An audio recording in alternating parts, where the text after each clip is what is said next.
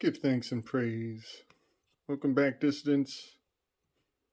We are on a wild ride through the realm of forms, Plato's realm of forms, through the shadows of the cave. And we are looking back through history at the possibility that there is an entire form of perception that is alphanumeric, that there are certain personas of influential position who were born and raised to speak languages such as Greek, such as Hebrew. These languages are alphanumeric languages. That means that they are of one head. They are of one mind. Their left and their right brain are woven together by the fundamentals of their words. I do believe that English was designed to create a two-headed monster persona, that you are required to learn language in one part of the brain and math and numbers in another part of the brain from birth. So to be completely truthful and honest with ourselves, it is not inaccurate to say that the majority of the population is a two-headed monster. One monster of the realm of number, another persona, another mask, is from the realm of linear thinking and alphabetical rites of passage. So that is kind of the grand thesis here, is that there are entire groups who are of one mind, are of one head. They see, they think, they speak in isopsephy, and it's like breathing to them because that's how they were taught in the beginning. So a lot of what I'm bringing forward will look to many people like absolute crazy. It will look completely crazy because other people are generally of two minds. They do not think alphanumerically, making them much like a Gemini, much like the symbol of Gemini, which is divided, is split, needs to be like the Lover's card. It needs to be wed. It needs to be bound back together, repaired. There's a repairing of the masculine feminine, the right and the left, and the need for just a broader, improved appreciation and respect for isopsephy and alphanumeric relationships in our language, which, a lot of people are catching on to the idea that there is a code, that we live in a code, and even the mainstream would agree that all interactions are under a UCC code, hailing back to Barcelona, and España, Spain, first pain, S reduces to a 1, pain, all hailing back to Queen Isabel in the cult of Cybele, in this castration cult, sending out Cortez to cut and to conquer the whole world with this castration spell, which is the foundation of MK Ultra, the Maltese Knights of old, and their entire system of using circumcision as a primary scar, a first pain, Spain, the first pain, the first scar, is the program that will be run on the minds of the masses linguistically for the rest of their life to steer them. Governor, cybernetis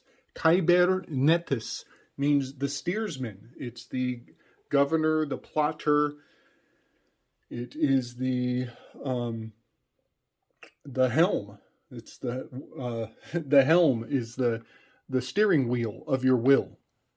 All of these are so very significant and are still in play in our language. They have not been and probably will not be extracted. So it is good to know them when you see them. So in my last few videos, we have really been looking into the abyss. We are staring at the bull's eye. We are looking at Aldebaran as our target. And we are extracting the many, many layers of meaning that stack into this location, this Aldebaran bull's eye star. We started with the numbers and how 666 is 6 times 6 times 6 yields a TAX, 216. And then when you triangulate 63, a completely separate function of 6 cubed, this cubalistic 6, we go into a whole nother function, 63rd triangular number, and we get 2016, very special number. Go back to my old videos if you haven't seen it. All of these, TAX and 2016, it all reduces to a 9. The 9 is very powerfully associated with Pluto here. That will come into play later. There is so much consistency in these systems. It is just, it's a little overwhelming. So, tax day, we pay at the X, TAX, pay at the X as we enter the bull. We are going into the house of the bull. We are entering Aldebaran's dominion. This is Auriga. Let me see. We are going into Auriga, is the chariot constellation, and it is based on a character named Erichthonius. Through history, you're going to have to look him up on your own, but he was born with lizard legs and unable to walk. That is why he has a chariot to be mobilized. So this Erichthonius, legs that don't work, immobilized, deified king figure, will come into play as we work our way over here to Pluto and its relationship to the word Plato and Plato and the plotter of the plow that turns the wheel of the heavens. Very powerful correspondence going on between Auriga with no legs and Pluto being the ultimate perimeter. You could say Pluto is the ledge of the system that we're in. It's the most extreme, furthest, most remote, hardest to know, deepest in relation to the sub-unconscious of the collective. Pluto was established in modern times on around the same year that Freud and Jung put together the collective unconscious. So it's quite amazing. Also, Pluto was argued to exist and have significance 4 years before it became official by H.P. Lovecraft. So there is a lot of historical power and oomph behind this Pluto symbol and this character being the Plato, the Plater, the ultimate wheel, the furthest of the shells of the Kelipoth, the tree of life and the spheres. It is the ultimate sphere. It is the Maximus, the largest of all circles that we could ever even pretend to perceive. It is the biggest circle ever, making it highest in dominion. So that's a lot to say. There's a lot going on. We are collecting so much historical context and bringing it into bear and trying to put it onto this little dry erase board here in front of you today. And I'm going to really try hard to unpack all of this information, which is basically just my notes of things I want to talk about in a remotely linear fashion.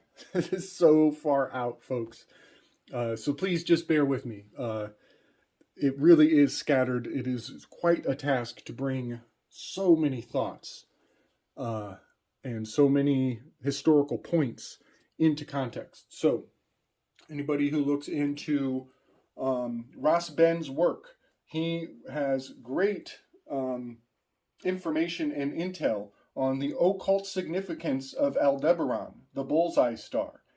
And I don't know any books. I think Ross would probably have to bring the books forward. I don't know where the receipts come up for this, but knowing that Benjamin Franklin initiated the signing of the Constitution, or Declaration of Independence, he initiated it in the middle of the night, underground, with 3 initial signers. Their names would probably be very significant and important. Probably hails back to the Aldobrandini family. I would bet the first signature would have been an Aldobrandini bloodline. And they initiated the signatures under the sign of Aldebaran in the middle of the night. And the public, so that was private. They were underground. They were inside. So in the light of day, many hours later, the signature of the Declaration of Independence is publicly displayed to be sometime later in the day, probably under the Ursa Major or Minor at high noon, so to say. But covertly, the initiation was obscured, hidden, for only those who know. And it creates a bullseye, a target, a weak spot, a symbol that those who are in the know can share this secret and use it as a symbol or a password to to prove affiliation. So the Aldobrandinis are absolutely use the Aldebaran constellation, the Aldebaran star, the bullseye, the red bull. It is completely replete in the Aldobrandini art that has come out of that family. And there is very interesting, there's an interesting collection of really affluent families, and I'll just fire off a couple names. You know, the Aldobrandini's counterparts are the Borgias. This is the Genoveses are also a counter family, another extremely wealthy family. These guys are rubbing elbows with the Farneses, the Orsinis. Tom Cruise is an Orsini. So all of these families, they probably all have their own family star that they associate and use as their symbol. But just wanted to point out that they have all of those families have a collective fund. They have a fund. That is a fund where they pool their money to influence events that are happening in a very powerful aspect. They are setting the standards going forward. And they are literally shaping history by creating an occulted birthday for the Constitution. Very profound, very profound. But I can't help but see Aldobrandini Fund. It so much makes me think of the Aldebaran as the bullseye. Funda is the fundament. This is very much where the bullshit comes from. A lot of people in occult circles, this is kind of gross, but they in the occult world, gold and shit are very closely related. It is the strangest thing. It turns out there's also a etymological connection between science and shit.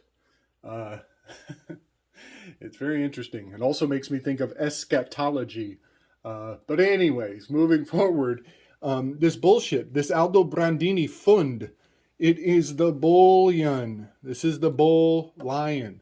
This is very much relating to the golden calf that the Israelites were worshiping and perpetually seem to go back to worshiping habitually. They habitually return to the bull lion, which I very much think relates not just to this bullseye. And that's something I'm going to try to do here today. I'm trying to lead our thoughts to the bullseye as a portal or a gateway or a transference, a place of transference because they cannot speak of, they must not speak of, they must keep a private sanctuary for the pole star. I think that while Aldebaran is the eye of the bull in the sign of Taurus, I think those there is a transference of this energy is actually being covertly channeled to Polaris, the pole star. But I will try to fill that blank in later. I just want to point out that we are definitely worshiping the bull with our monetary systems. Hopefully you saw my past videos. But this numerical phenomenon that is called BelPHegor's prime, it is a numerical inevitability.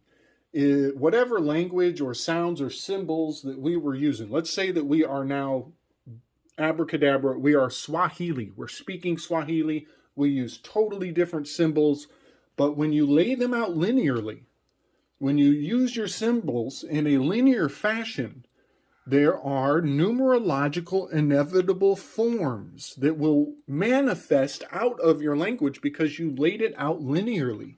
And the numerical value of your linear process will bring forth aspects of this BelPHegor's prime because it is a truth. It's a numerological truth. It's inevitable. So the fact that our language has overlaid onto the numerological truth of BelPHegor's prime and yielded a TAX, a 2016. The actual BelPHegor's prime is, I think I can do it up here. I'm going to do it. I'm going to show you guys the full expression of this thing. So I got to say this, if anybody has not gone through the show notes of my last video, this really will sound like crazy talk. This will sound like crazy talk, but you kind of have to come with me on this journey and watch those videos that are relating to BelPHegor's prime. This is the bull figure of the bull lion that they were worshiping. It is a numerological phenomenon. So it is represented by a 1 and 1, 2, 3, 4, 5, 6, 7, 8, 9, 10, 11, 12 zeros. That's 13. That could be Jesus and his apostles. And then you got the BelPHegor's prime is 6, 6, 6 in the middle. And then you do the same thing on the other side.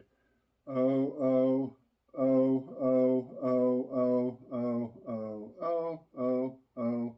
1, 2, 3, 4, 5, 6, 7, 8, 9, 10, 11. 12 O's and a 1 on the other side, giving you 13, 13 with the 6's in the middle.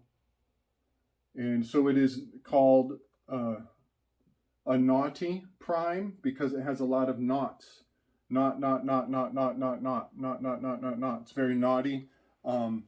This is absolutely encoded. The BelPHegor's prime is encoded in the Last Supper of Christ that was done by Da Vinci, who was the 12th Grand Master.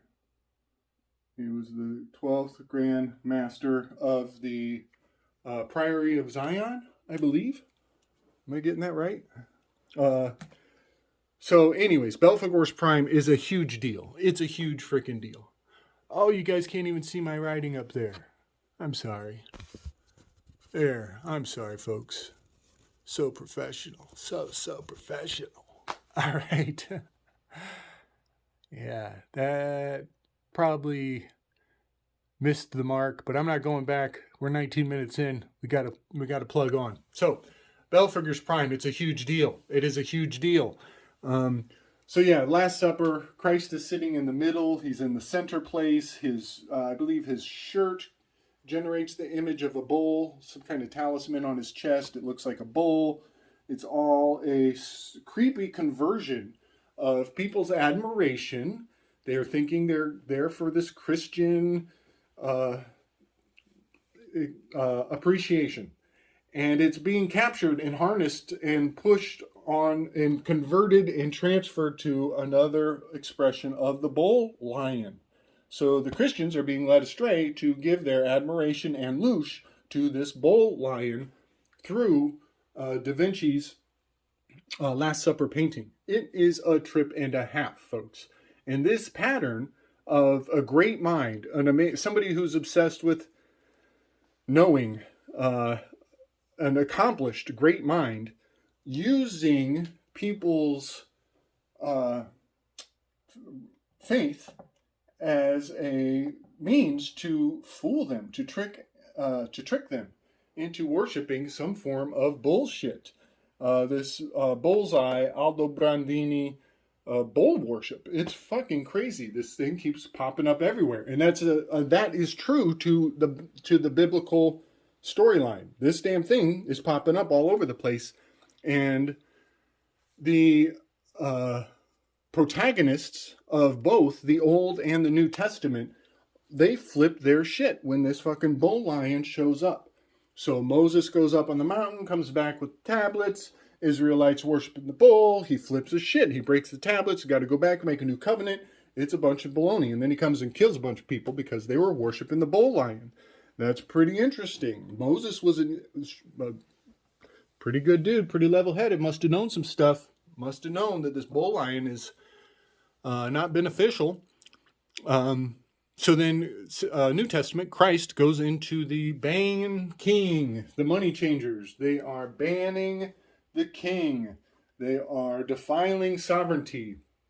They are the ban cures. They've banned all cures. You can't claim to cure anything, thanks to the ban king. So Christ was a king and a priest. They have banned all aspects of that Christ wisdom. And I'm not trying to trigger or activate the Christian proxy warriors. I think that is what this is supposed to do. I think that's the whole program here. So ban king, ban the cures, the banking bankers who change the mon I, the one I, they change the money. Even these words are showing the handiwork of these bull lion worshippers.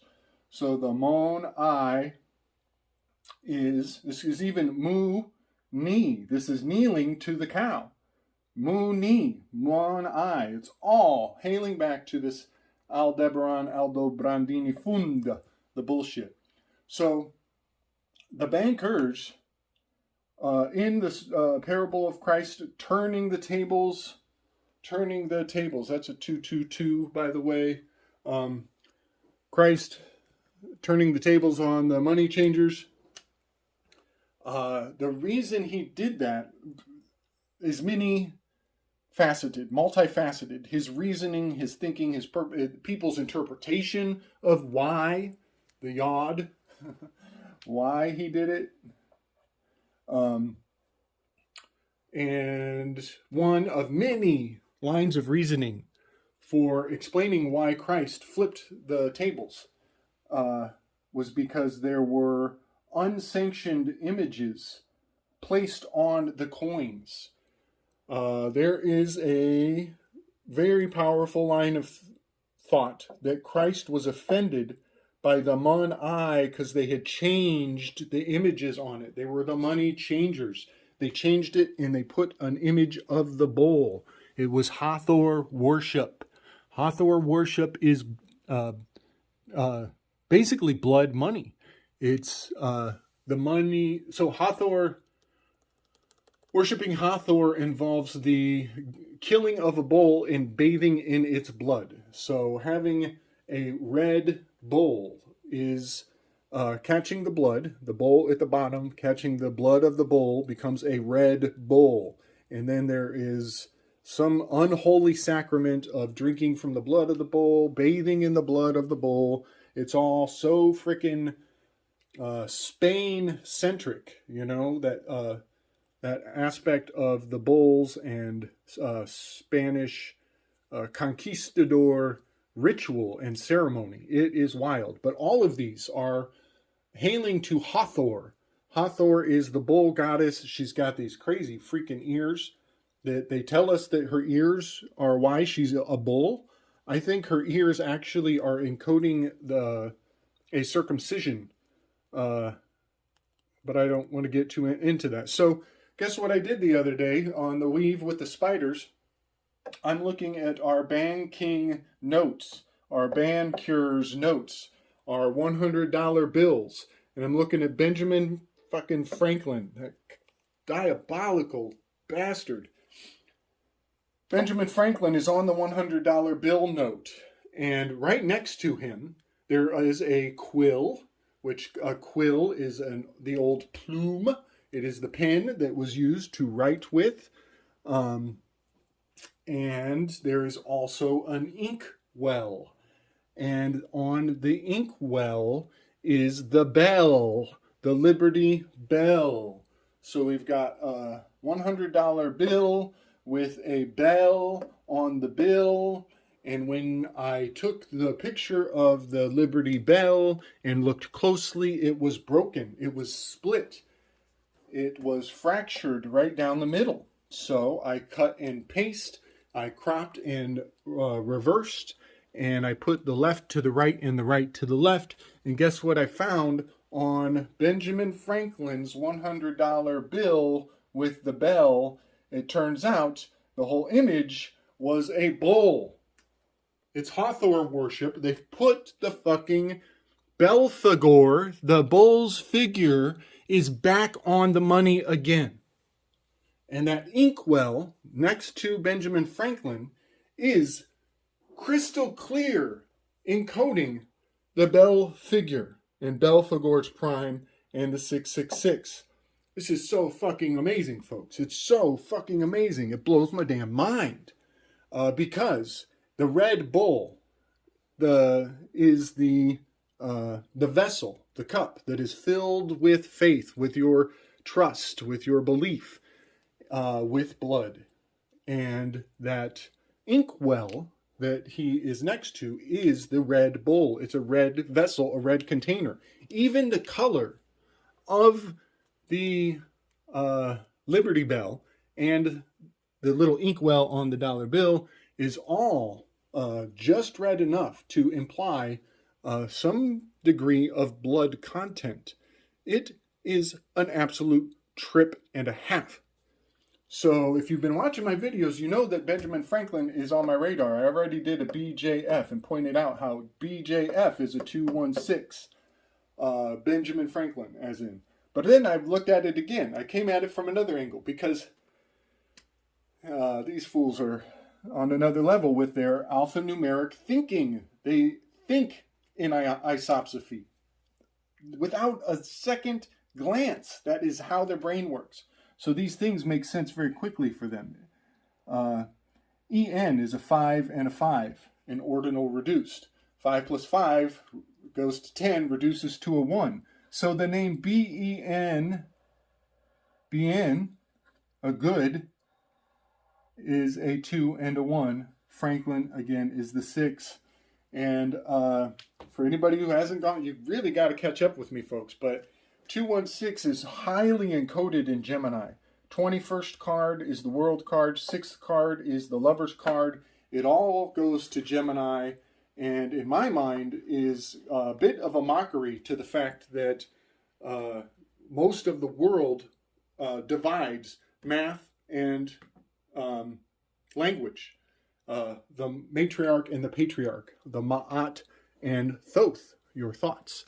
So, two-headed monster, Gemini, left brain, right brain, got a bull, big freaking satanic bull of the Aldobrandini family, targeting America. It all goes back to, very powerfully relates to the JFK ritual. That's not what this clip is about.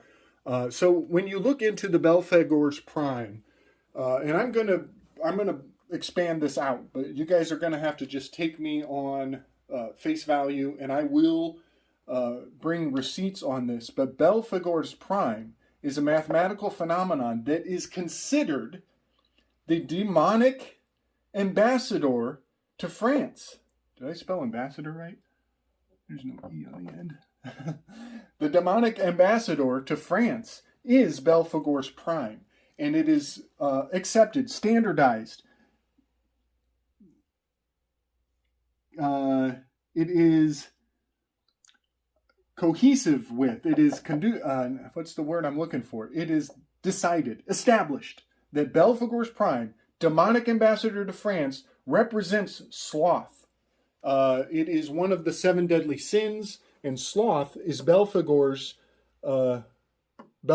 Prime.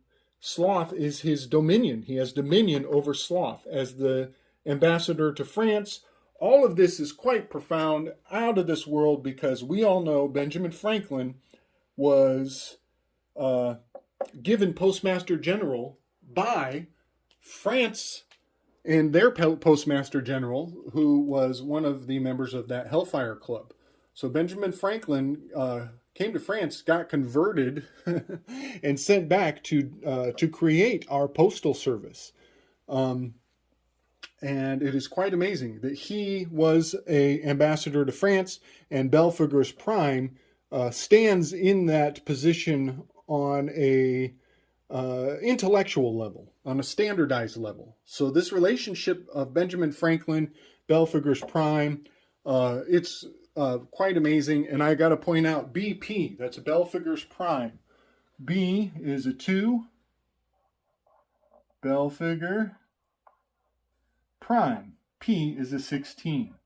So the 216 is very clearly encoded, and it has this strange fractality. Like you can do the B to the P, or you can do this B to that P.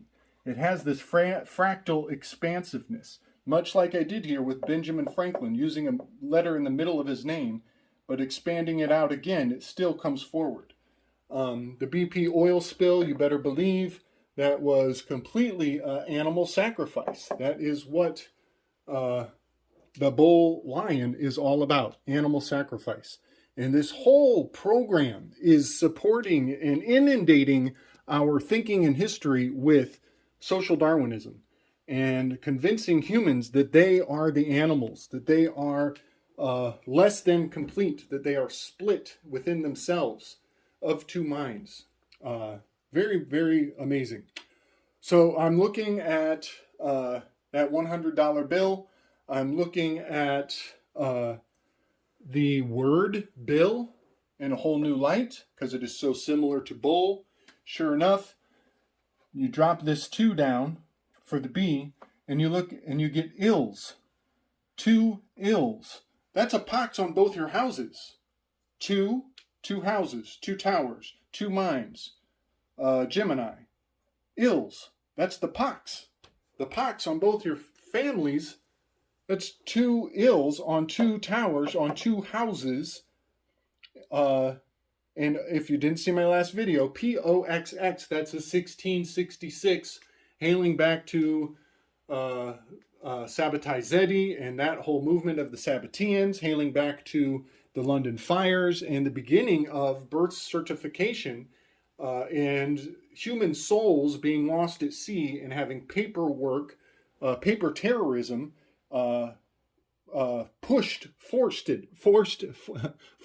that's the word, foisted onto the masses. So they were administering bills, 2 ills, pox on both houses. They were administering bills of claim, writs of reprisal on people's soul. This is so powerful. All this knowledge and information is so powerful. It's happening right in front of our eyes every day. Even in our own words, we are building and supporting this world of forms. And I will tell you, let this be a warning. Don't do what I'm doing. Don't do what I'm doing. Don't look into Gematria too far, folks. Do not go too far into Gematria. It is, it's dangerous. It's dangerous. So, let me see if I can do this real quick. 36. Is that right? 30 or 26.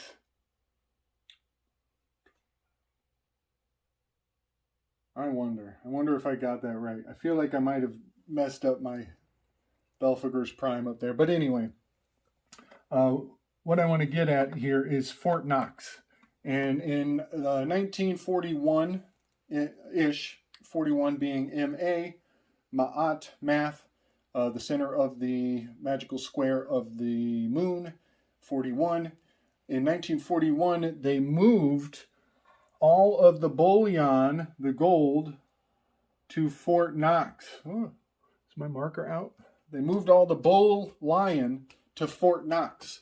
And along with it, they locked up the Constitution. They trapped the Constitution and all the bullion under Fort Knox in 1941. And it stayed there for just a few years while all hell was breaking loose in the world. But you could think of that as our golden sovereignty, our Aldobrandini Funda, was locked away, was put in prison, because France, BelPHegor's representative country, came to lay a claim on the gold. They were calling us out on our debts. And all hell was going to break loose because France was not happy with how we were treating this spell, this relationship to the bull lion, which would very well be BelPHegor, who is, by the way, most of the Louisiana Purchase is the bull figure. So France coming after the gold and us locking it in Fort Knox, and its relationship to the bull figure. The bull figure is most of the Louisiana Purchase that we got from France. So the BelPHegor, being an ambassador to France, a demonic mathematical ambassador to France, is very powerful. This is all part of my reasoning for pulling forward the Bell figure from the Louisiana Purchase, because when they came calling on that debt, on our lack of stewardship, we were being bad stewards of the BelPHegor's gold, of the bullion, of the Aldobrandini Funda. We placed that gold in Kentucky on the 37th parallel on the Mason-Dixon line, basically. I think I'm doing that wrong. It's somewhere right here in the breastplate. It is in the, somewhere in this area where my zodiac symbol is. In the heart of the bull lion, we placed all the gold in the Constitution in Fort Knox on the 37th parallel, which anybody who's been following my work, you know that is no joke. That's the Mason-Dixon line. It's a huge... it's hugely important that Fort Knox is right on the Mason-Dixon line. And I'll bring some graphics forward. It's going to go way over people's head if you haven't seen my work. But that is the Fool card. Fort Knox relates to the Fool card. It is the center place, the place center, the placenta of the Mississippi River, which makes the 7 streams of Isaiah 11:15, 7 streams of the Nile, is absolutely a placenta birthright of humanity. And they put all the gold in the Constitution right there for just a few years, locked away, while the BelPHegor's prime was calling us for help, calling in reinforcements. So, something very interesting. Fort in codes, and we're going into septenary, not my favorite. Definitely not my favorite. Definitely some sacrificial energies around septenary. 4T. 4T is fort, right? Well, that's a 4 and a 7 in septenary. Or I should say, T is a 7 in septenary, giving us the 47, which relates to silver, periodic number for silver, but I'm starting to see it as D, G, which in reverse is G, D, and some people say the ineffable name of God by saying 7, 4, or 4, 7. Either way you spin it, you're getting a God, ineffable name of God in code. But Knox is quite interesting, as Let's see. We're in septenary. K is a 3, N is a 1. 31. That's BelPHegor's prime relates to the 31. I think it's 31 spaces. You're going to have to watch those videos that I posted, and I'll try to repost them again so people have a chance to get it. So 31 ox. This is BelPHegor. This is G-O-D, God. BelPHegor is heavily encoded in the word Fort Knox, folks. Heavily encoded. The ox, 13, God. And this 13 absolutely hails to the shape of the figure of BelPHegor. This is so wild. This is so absolutely wild. It's so wild. I think I've brought everything forward, but I have one more little amazing gem. Thank you very much, LC King, for working with me on this.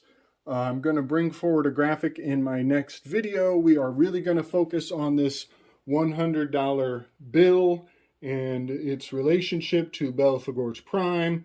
I'm not going to get into Bill Gates, but you guys can pretty much see what we're dealing with here. So the $100 bill mystery and the Benjamin Franklin BelPHegor's prime demonic ambassador to France and the Aldobrandini Fundu and all the bullshit will continue in our next shared learning experience on the Slick Dissident channel. Drop all the questions on me, folks. I know this is crazy. I know this is far out. I know it's a lot to think about. But I like to take things to another level. Strength and wisdom, y'all. Hang in there. Peace and love.